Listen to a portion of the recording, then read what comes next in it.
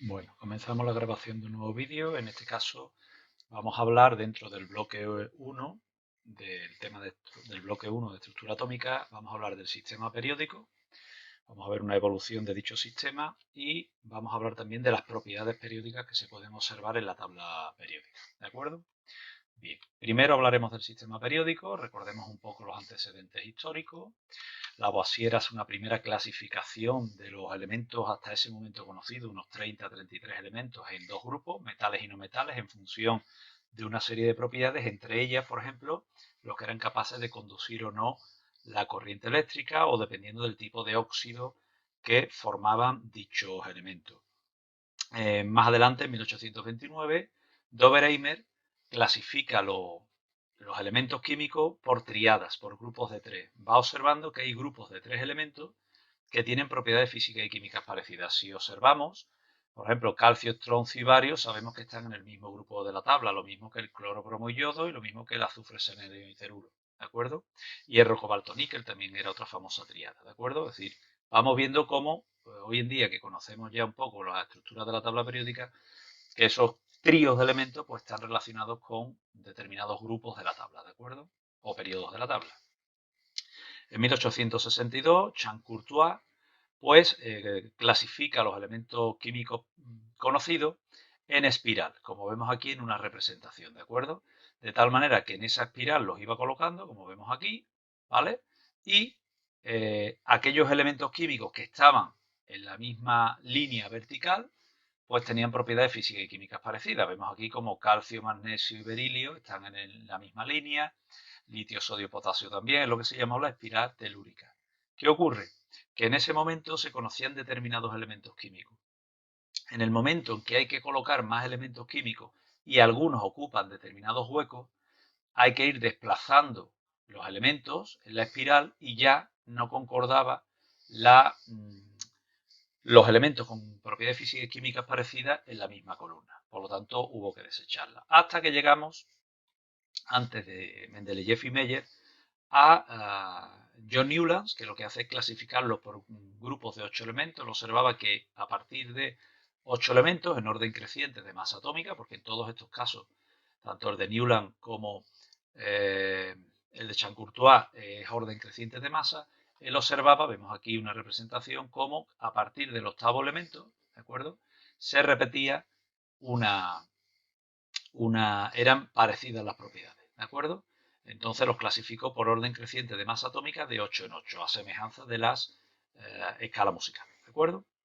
También con la aparición de nuevos elementos ya no se cumple, con lo cual hay que buscar otra forma de clasificar. Y llegamos a la tabla periódica de Mendeleev-Meyer. Los dos llegan por caminos distintos a una tabla muy parecida. Y en esta tabla lo que hacen es clasificar los elementos, digamos, en base a dos criterios. Uno, de izquierda a derecha usar el orden creciente de masa atómica, es decir, a medida que nos situamos a la derecha en la tabla, la masa atómica del elemento es mayor, y en columnas se fijan en las propiedades, de tal manera que van colocando los elementos de izquierda a derecha en orden creciente de masa y de arriba a abajo con propiedades físicas y químicas parecidas.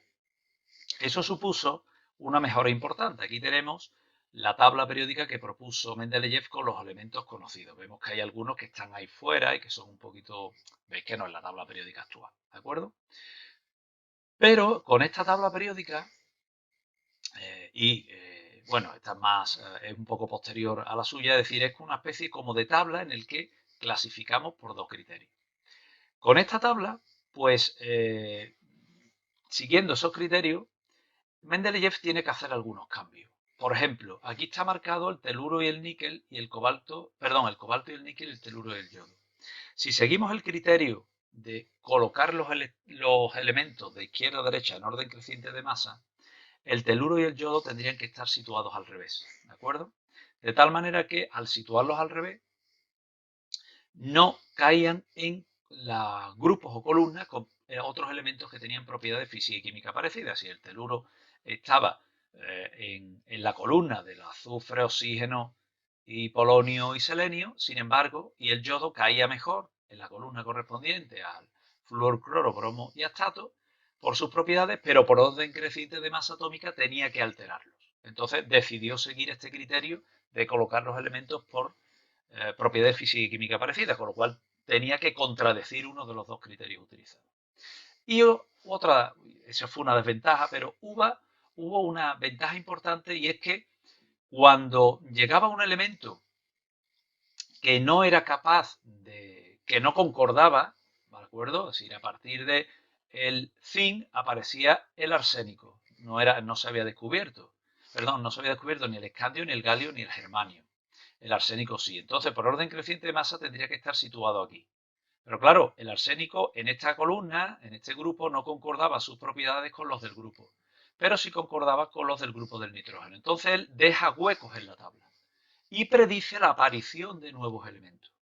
Claro, al predecir la aparición de nuevos elementos, a medida que se van descubriendo, se van observando que esos elementos tienen una propiedades física y química y una masa que se va situando en esos huecos que fue dejando. E incluso en vida, pues se fueron descubriendo elementos en los que concordaban con los huecos que él había dejado. Es decir, tuvo la suerte, digamos, de comprobar cómo esas predicciones que hizo, pues concordaban con la aparición de nuevos elementos. Evidentemente vemos que la tabla, en base a que hay que alterar el criterio inicial de orden creciente de masa de izquierda a derecha en determinadas parejas, porque si no, no concordaba con el segundo criterio, y la aparición de nuevos elementos, llevó finalmente a descartar la tabla de Mendeleev-Meyer y llegar a la tabla periódica actual. La tabla periódica actual es, como tenéis ahí en la imagen, un poco rara, ¿de acuerdo? Pero sigue un criterio de los que propuso Mendeleev, y es que en las columnas o grupos, ¿de acuerdo?, situamos elementos químicos con propiedades física y química parecidas, pero el orden creciente de izquierda a derecha es por orden creciente de número atómico, y esto fue establecido por Moseley, ¿de acuerdo?, en 1914. Entonces cambiamos el criterio de orden creciente de masa atómica por orden creciente de número atómico, ¿vale? Aquí tenemos las características que acabamos de comentar, ¿de acuerdo? De izquierda a derecha, orden creciente de número atómico, en columnas, aquellos elementos que tienen propiedades físicas y químicas parecidas, y de esa manera, repito, ya aquellas parejas de elementos que tuvo que alterar Mendeleev para que cayesen en aquellos grupos con propiedades, con otros elementos con propiedades físicas y químicas parecidas, utilizando el criterio de orden creciente de número atómico, iban situados cada uno en el grupo que le correspondía, ¿de acuerdo? De la tabla periódica actual, ¿qué podemos decir? Pues podemos decir que tenemos 7 periodos, como podemos ver aquí, ¿de acuerdo? De hecho, la mayoría de los elementos que faltan del último periodo, del séptimo periodo, se han obtenido artificialmente en el laboratorio, no se han encontrado en la naturaleza. Tenemos 18 columnas, ¿de acuerdo? 18 grupos en el que colocamos aquellos elementos con propiedades físicas y químicas parecidas. Y recordar que para mantener este criterio, hay aquí dos filas de elementos que se denominan tierras raras, que están formados por 14 elementos que si colocásemos aquí en la tabla, en la zona en el sitio de del actinio y del lantano, ¿de acuerdo? Pues habría que desplazar todos estos elementos 14 posiciones hacia la derecha y no caerían todos estos elementos en los grupos correspondientes. Entonces, por eso se optó por sacar fuera estas dos filas de elementos que tienen que ver, como ya sabéis, con la configuración electrónica fuera de la tabla periódica, ¿de acuerdo? Recordemos que el número de electrones que tienen en la última capa, ¿de acuerdo?, los elementos químicos, pues tienen que ver con el grupo en el que se encuentran. En el grupo 1 tienen 1, el 2, 2, el 3, 3, el 4, 4, 5 y así sucesivamente. Eso ya lo hemos visto en la parte de configuraciones electrónicas. En definitiva, como hemos visto en las configuraciones electrónicas, la relación que existe entre las subcapas electrónicas que hay dentro de cada capa o nivel electrónico con la posición de los elementos en la tabla periódica está muy clara. Los dos primeros grupos se corresponden con el bloque S, es decir, son elementos químicos que están colocando sus últimos electrones en la subcapa S. La zona central o la zona de los metales de transición son elementos químicos que están colocando sus últimos electrones en la subcapa D. Esta zona de aquí, la zona P, son elementos químicos que están colocando sus últimos electrones en la subcapa P de la capa o nivel electrónico correspondiente. Y los elementos que están fuera, lo que se conoce como las tierras raras, los lantánidos, los actínidos, son elementos químicos que están colocando sus últimos electrones en la subcapa en alguna de las órbitas correspondientes a la subcapa F. ¿De acuerdo? Pasamos a las propiedades periódicas. Cuando nosotros observamos la tabla periódica vemos que hay una serie de propiedades que adquieren una cierta regularidad dentro de la tabla periódica y que podemos indicar simplemente conociendo la posición de los elementos en la tabla periódica cómo varía esa propiedad. Por ejemplo, empezamos con el radio y el volumen atómico.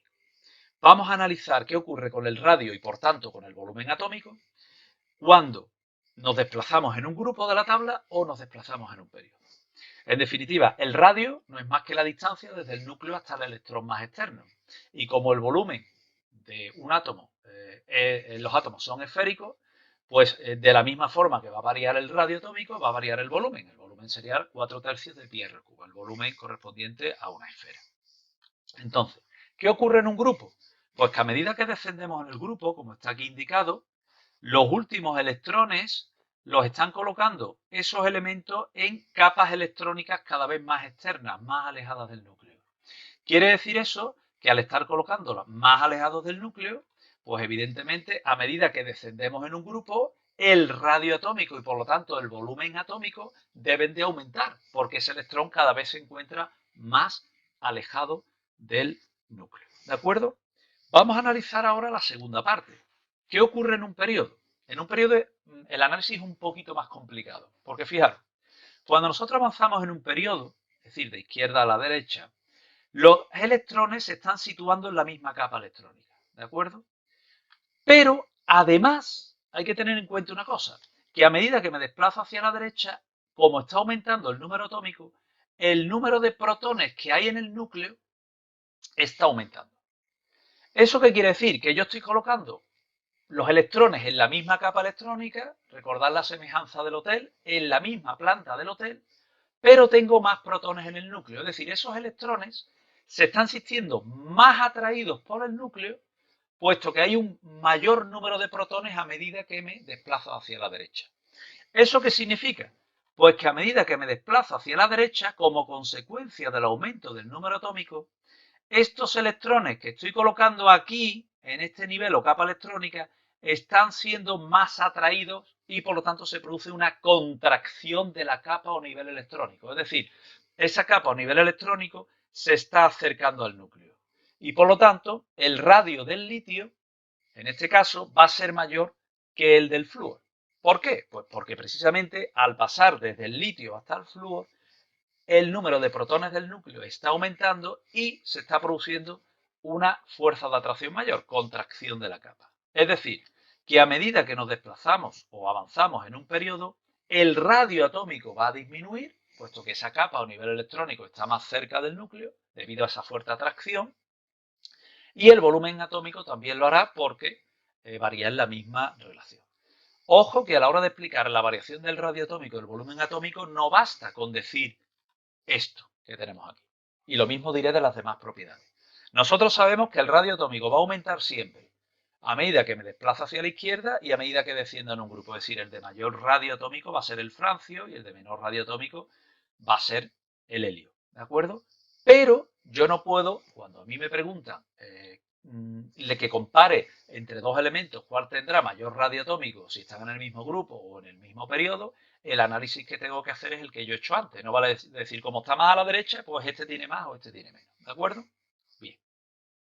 Vamos ahora a la segunda propiedad. Se llama energía de ionización I o potencial de ionización, PI. ¿Qué es eso? Es la energía que hay que suministrar a un átomo de un elemento o del elemento en estado gaseoso para arrancar su electrón más externo.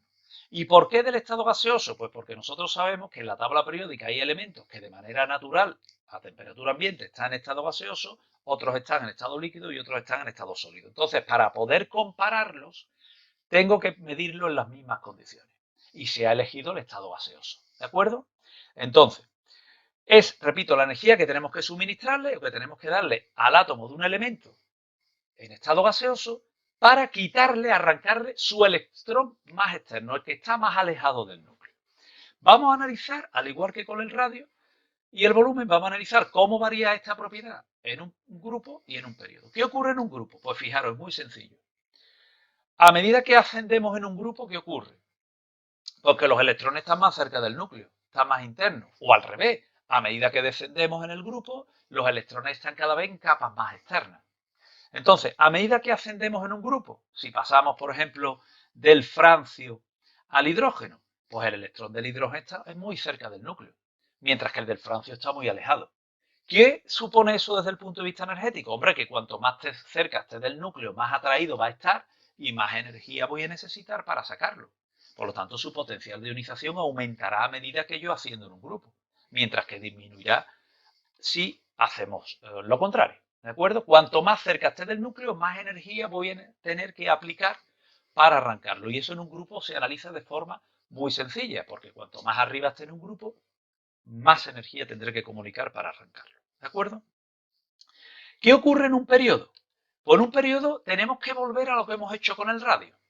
Recordad lo que hemos hecho con el radio. A medida que nos desplazábamos hacia la izquierda, hemos visto cómo se produce una contracción del volumen, porque aumenta el número atómico, es decir, el número de protones del núcleo, y se están viendo más atraídos. Al verse más atraídos por el núcleo, yo tendré que comunicar más energía para poder arrancarlo.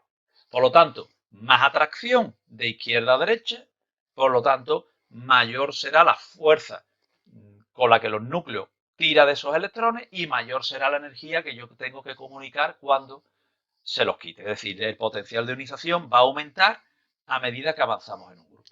Aquí tenemos la variación, la regla mnemotécnica para recordar cómo varía.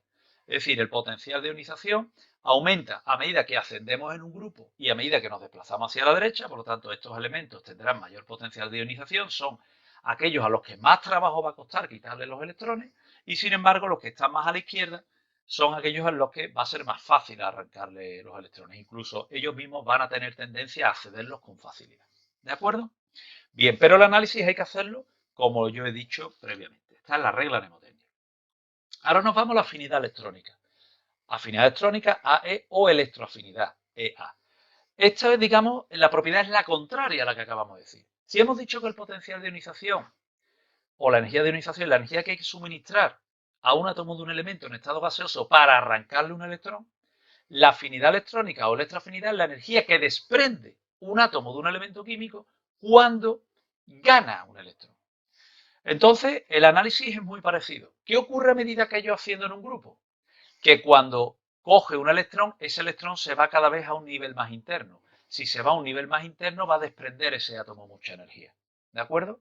Mientras que si descendemos en el grupo, es decir, nos vamos a elementos que están más abajo en el grupo, ese electrón se va a situar muy alejado del núcleo y el átomo, digamos, se va a alegrar menos, es decir, va a desprender menos energía cuando coja un electrón.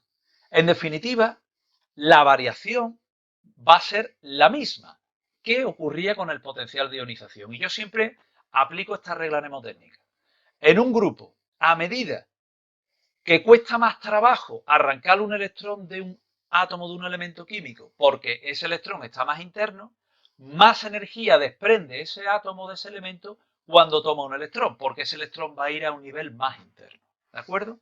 Y con el periodo va a pasar exactamente igual. A medida que yo me avanzo de izquierda a derecha, ¿qué hemos dicho que pasa? Que el núcleo atrae más a esos electrones, puesto que están situados en la misma capa, ¿de acuerdo? Y se produce una contracción del volumen.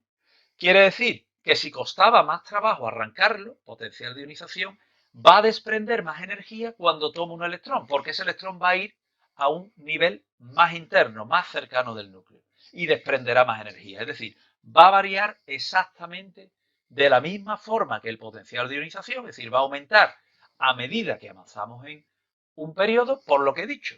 Si costaba trabajo arrancarle un electrón a un elemento, cuanto más a la derecha estaba, porque ese electrón estaba muy interno y era más atraído a medida que se desplazaba hacia la derecha, más energía va a desprender cuando lo toma. Por eso la variación de la afinidad electrónica y la electroafinidad es la misma regla mnemotécnica, es la misma variación que el potencial de ionización. Cuanto más hacia la derecha y más hacia arriba, mayor afinidad electrónica o electroafinidad, mayor potencial de ionización o energía de ionización, aunque son dos propiedades distintas.